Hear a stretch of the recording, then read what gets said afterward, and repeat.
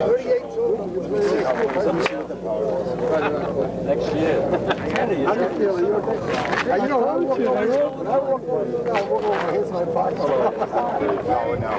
Okay, 13-11, Eddie Goldern serving. He still prefers to hit the ball low on the serve. Joe tried to pass him and hit it out on the left. Point game of the first game. 14-11. One fault.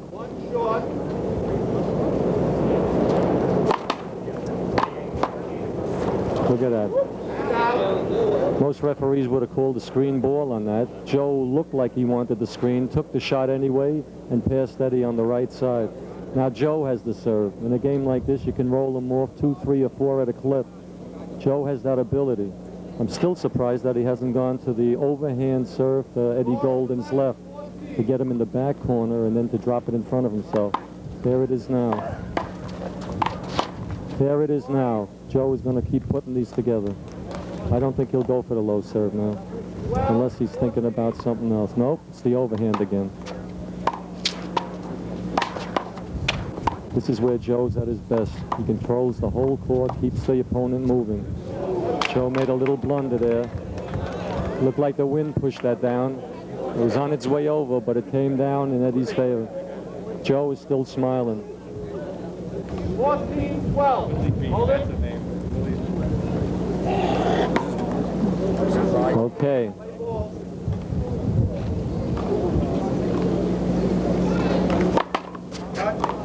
Power means nothing in this game. The harder you hit it, the worse off you are. This is a game of control. Eddie Goldern with a great effort again. Okay, we're ready to go. Joe has the first serve of the second game. Nope. Eddie wants to stop and hit the ball a few times. If you look at the tape, which you probably will if you're listening to this, you'll notice two things that have happened. One was that there was only one ball taken off the front wall on the fly. It was a kill shot attempt by Eddie Goldern. The second thing you probably noticed was that there was only one high volley where the speed of the ball was changed. In my opinion, they should be doing more of that. Joe probably didn't do too well in the first game because he didn't use the overhand serve to Eddie's left, but now he's starting to use the overhand serve, which will keep Eddie to the back. Joe is a master at controlling the court in this particular position. Once he gets Eddie past that notch, then he can control the game. If he keeps the ball waist high, Eddie can destroy him. Here he goes again with the overhand serve. Again, the ball looked like it was flying over the long line. There's a little bit of wind here. It blew it right down to the long line. Now Eddie has the serve because of that. Another factor you want to keep in mind, there's no hot sun out here. Joe functions very well when the sun is blazing down. With a tall body like that, it has to be completely warmed up. Eddie almost made a tremendous kill shot running off to the right. He used that same shot yesterday to beat Obert Apuzzi in the semifinals for the game-ending play. If Eddie gets into these high, long volleys, he could get into trouble. Joe is the master of the volley. It's like in boxing, where it's a tall man against a short man. The tall man keeps the short man back with the jab. Short man has to come in and keep punching. Eddie comes in and keeps punching. The score, 0-3. In a 15-point game, it can go either way at any time. Eddie keeps the ball low as he did in the first game.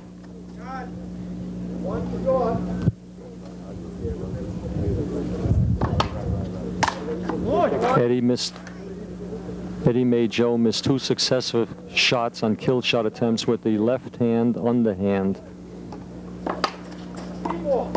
Outside. Eddie is very clever. He knows by keeping that ball close to his body, he has an option of a screen ball not being called, and Joe will attempt to play the ball anyway. He knows Joe has enormous reach on either side, so by keeping the ball at Joe's feet, it gives him a little more trouble. These two factors together produce 2 quick points for Eddie Goldern.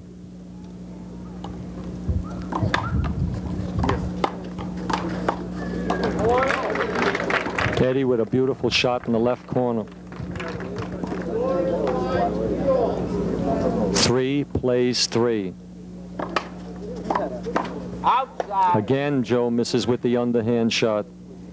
Eddie Goldern is keeping the ball low.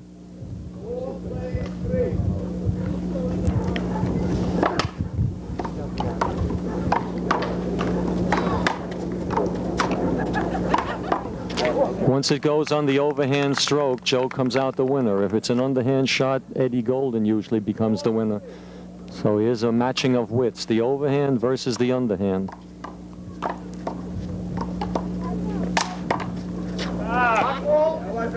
It's a backswing block. Backswing block. Joe again with the overhand serve.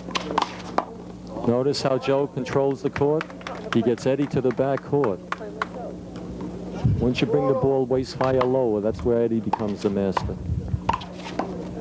Joe misses a shot in the right corner outside. Score 4-4. This is a critical point in the game because if an explosion of points come, it could upset the balance in the other player's mind. Most likely it'll be Joe if it happens.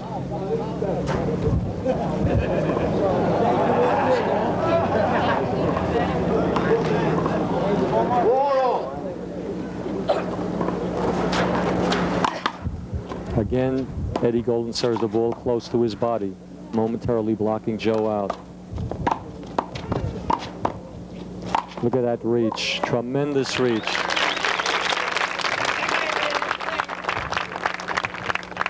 That was a spectacular shot by Joe, but it took a lot of energy out of him. Sometimes it doesn't pay to make a spectacular shot. Joe is calling timeout because of that. When you go, I'm going with you. Okay? Thanks. Sound like you're going to the hereafter. Might be. I'm going with you. You want to carry one in? There's a momentary break in the action. Joe towels off. He's ready to go back to work. Eddie ready to serve.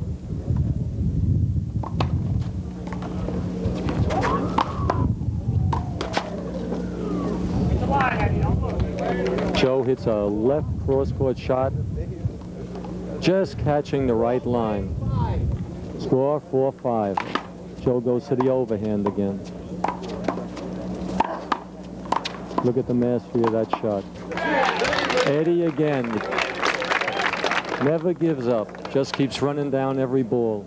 He can be the most tired guy in the park, but he'll always run for the extra shot. That's why he's the current champ.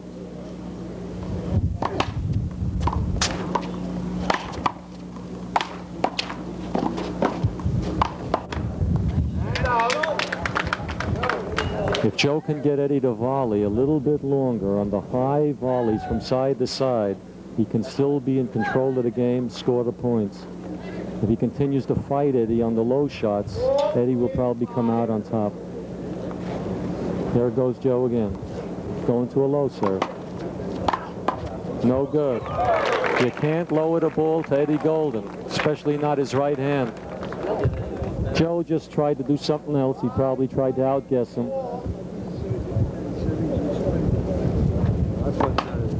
Again, Eddie puts the ball close to his body on the serve.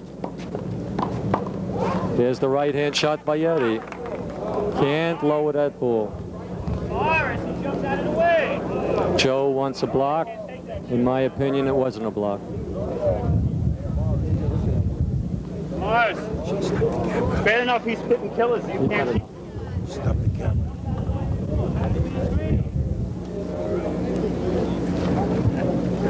Both going a row on his last time. Serving. In the ball. Ball's wet, dry. Now, what happened in the last volley, Joe thought he had a block ball coming to him. The referee disagreed, and this could be a key element in this game.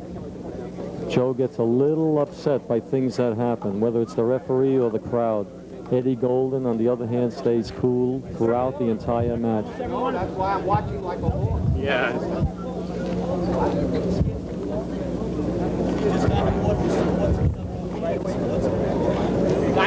The only time a play will be stopped is if the ball skids on the serve. Once the volley starts, everything that happens afterwards counts. No block. All right, we're ready to go again. Eddie with a beautiful ace cross court.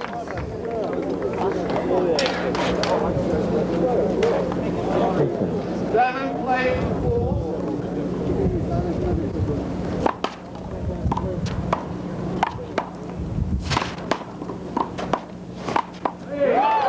Joe again. Joe with that enormous reach. That was a key play. It stabilized Eddie from going on. Joe back to the overhand serve to Eddie's left. 5-7. Joe again with the overhand serve. This time not so far out to the long line. But watch how Joe controls the game from this position. Anything on the overhand. Eddie on the low shot again. Joe lowered the ball and Eddie put it away again. Joe has got to beat him with cross-court overhand shots. If he lowers the ball, Eddie Goldern, he takes the chance of losing out on the volley. When we do the summary of these two games, you'll probably find out that's exactly what happened. Joe has to change the speed of the ball. He's got to upset Eddie Goldern's timing. Here we go again.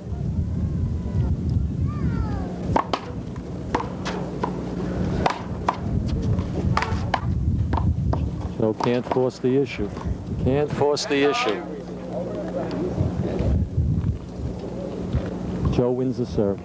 We're looking for the ball.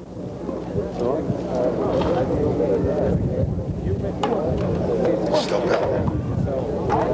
You make a mistake on the last shot, and you get the guy to take you out.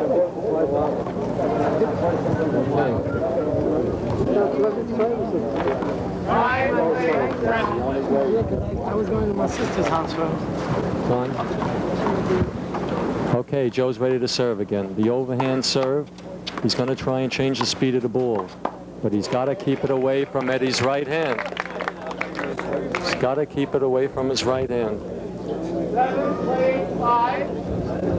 7-5. Okay. We're getting into the area of the game now where the mind plays an important role. Who's going to stay tight so far as the concentration is concerned?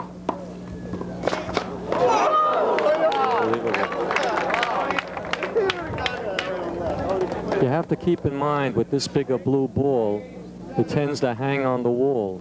If they were using a hard ball, that same kill shot would have gone down and rolled away. The blue ball has less compression, and so when it hits the wall, it becomes a shot that's obtainable.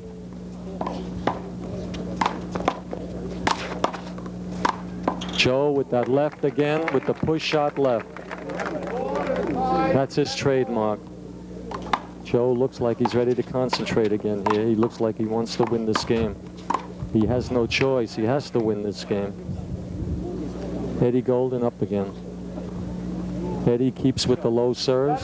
The low serve has been valuable to him. He hasn't changed it yet.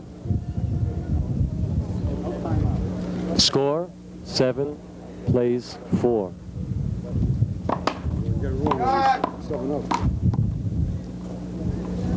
This is the point in the game you have to pray that the referees stay alert. Many times in the past at a critical point, the referee wasn't paying attention and the game hinged on that particular play. Joe again to the right corner. You can actually see the wheels turning in Joe's head. He's trying to figure out some way to put this game together. Any national champion, when he's in this type of competition, all of a sudden finds some answer. It's like a chess game. An answer usually comes up. There was no block there. Joe was standing absolutely still.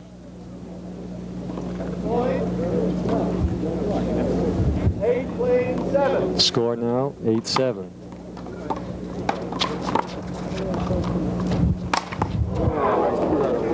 Eddie might have been a little bit crowded by Joe in the back. He may have just caught a glimpse of his body with his side vision. In any event, he pushed the ball too hard and it went out. Eddie usually doesn't do something like that.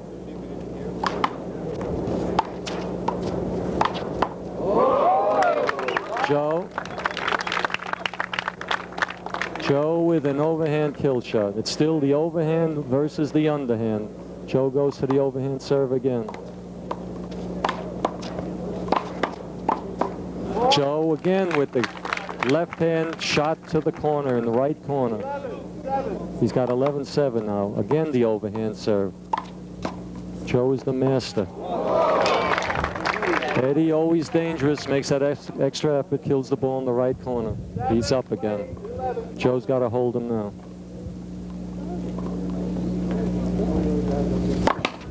Again the serve close to the body to take advantage of a little crowding.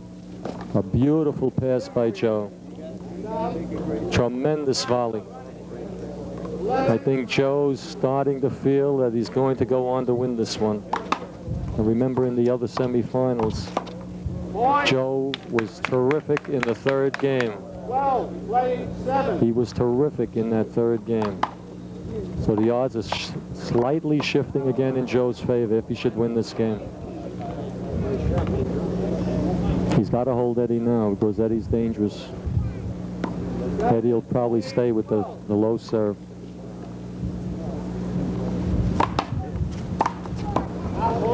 Joe tried his pet shot to the right corner with his underhand left. He didn't make it that time.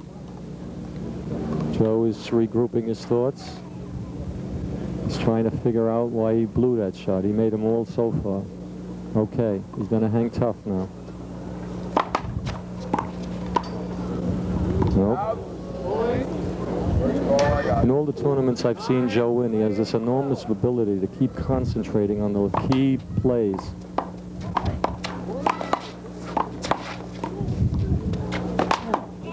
Oh, Eddie again.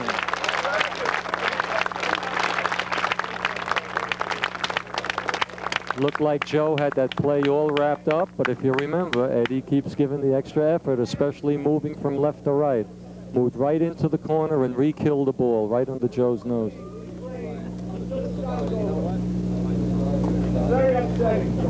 When Joe played Al Torres in the finals last year, the score was 20-19. Joe called timeout on the 20th point. Went back in and scored an ace behind his back for the 21st point. I asked him, how could you call time?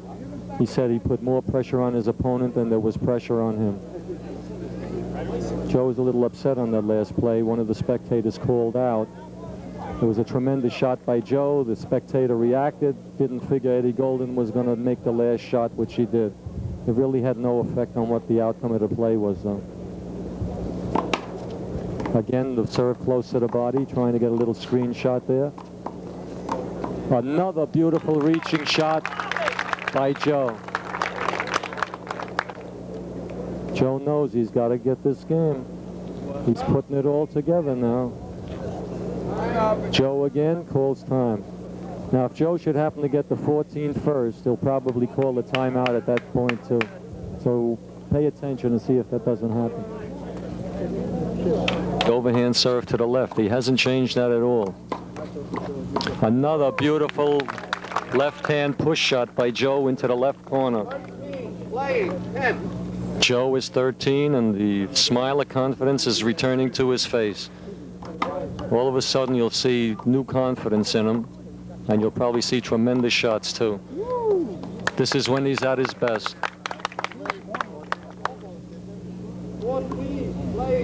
The score now is 14-10. My opinion is when your opponent gets point game, always call a timeout to make him think. Eddie Goldern didn't do that. He's continuing to play. And it's goodbye, Eddie. It's a game apiece. Now the war of nerves will begin. Who can maintain their cool? Looks like Joe is going to try and mix up his overhand, but I don't think he's going to go to the low ones. He's got to get the ball a little bit more to the left line. Eddie Goldern with the first left punch shot of the game. Joe is now being bothered by some talk on the sides. The score is 0-0, and that should not have affected him. And because of that, he probably missed that shot. He's always bothered by peripheral noises. He's got to learn to concentrate on the game. Eddie Goldern doesn't use an extra ounce of energy for any of the outside things going on. Concentrates on the ball, does his job in a most efficient way. This is the mark of a champion.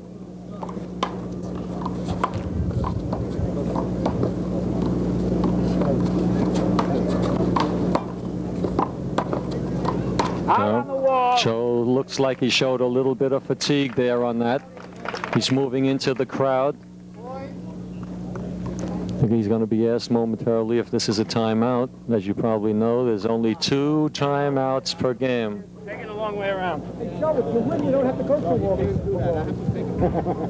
this. Okay. The receiver has 10 seconds to get ready. Joe took a stroll around the crowd. By the time the referee got the warning out, it probably exceeded 20 seconds, which is exactly what Joe needed. Took an extra deep breath. He's ready to play. Morris called a screen ball. Had Joe let the ball go, it would have been a long.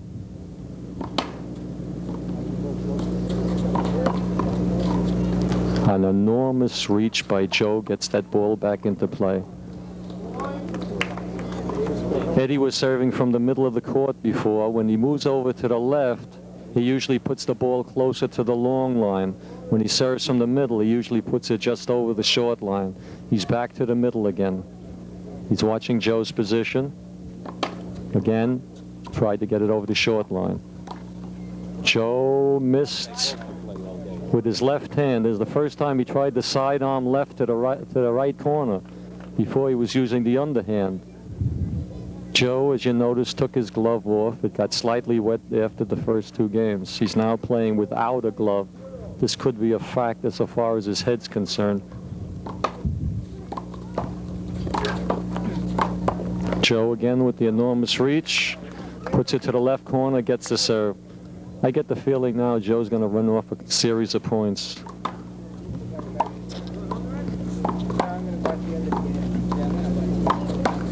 Joe's the master of the back court. He's making Eddie run. I think he's going to continue to do this. If he remembers to keep the ball overhand, he's going to run some points here.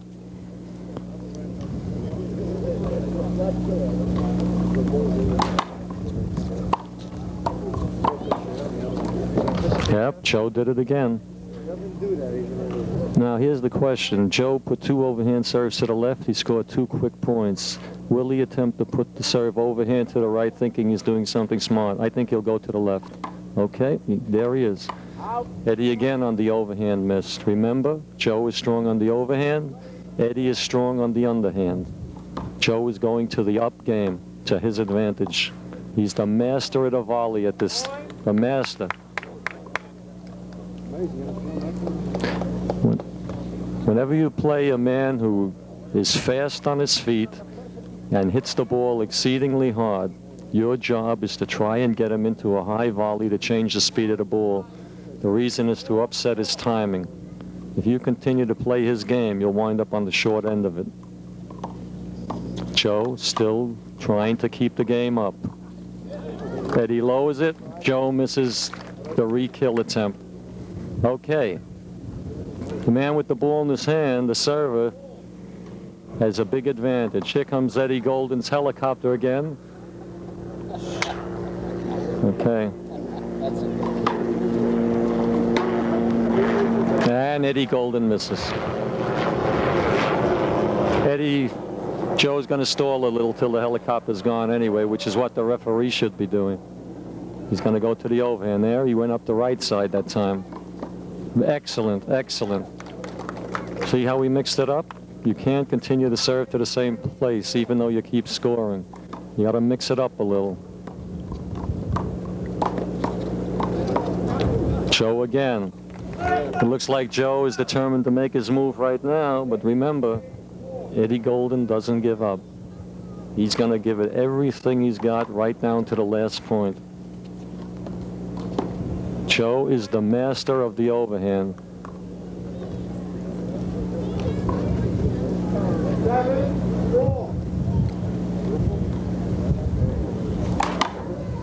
Oops. He was keeping Eddie off balance with the overhands. He moved him to the right that time. Now Eddie has the serve. That's a very big advantage to have.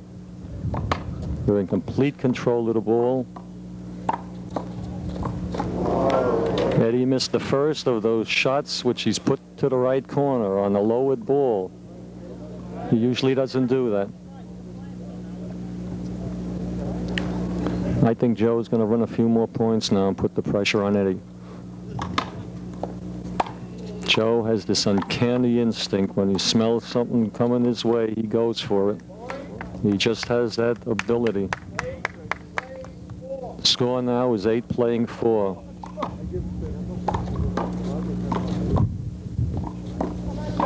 Joe again. What usually happens now is when Joe runs a few fast points like that, he gets a little overconfident. He thinks a little less of his opponent when he takes a lead like this. So he's got to keep concentrating. He's got Eddie on the run. Yep, Joe's the master of that volley. Once he keeps Eddie past the notch, he's got the ball game in his control. But don't count Eddie out. He's going to keep plugging back until he gets an opportunity. You're going to see now here the difference between a man who knows the general court technique.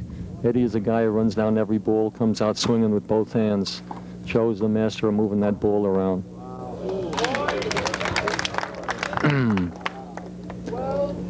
Eddie should have called timeout right at this point. Joe is going to try and go all the way. See, got a little careless. He didn't need that, but because he was ahead, he thought he'd try it anyway.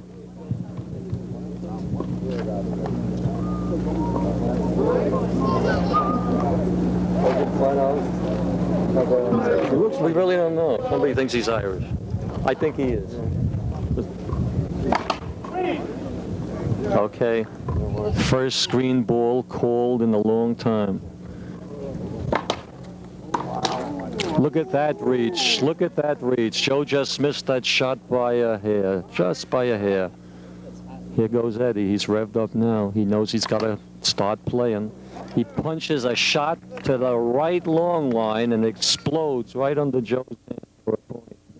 Score now 6-12. Joe has got to get back into the groove and concentrate. Yeah. Skid ball. The ball skidded. There's one rule in this ball game so far as no using gloves. If the ball is served and the ball skids during the volley, it counts. If the ball is served and the ball skids on the serve, it's a do-over. It's a replay. It was a correct call. The ball did skid. No, they're going to start again. All right, they're ready to play. Morris said if the player insists the other player wears gloves, he has that right. No, he's wrong. He has nothing to do with it. Morris Franco said that? He has nothing to do with that. Both players have to agree. If they can't agree, the referee decides. It's like changing the ball. If one guy wants to change the ball, the other guy doesn't. There's no change of ball. And then if they both protest, yeah. No. One guy doesn't sweat and one guy sweats. One guy is uncomfortable, one guy isn't. No, that has nothing to do. The guy who doesn't wear the gloves has an advantage. He's just going to skid the ball. I don't think so. Depends on what the player feels. Some are comfortable with a glove, others aren't. There goes Joe with that drop shot into the right. He's ahead on points, so he gambled and he made it. You get a little bit more confident when you're ahead on points like that. Okay, the score 13-6. It looks like Joe's right near the finish line.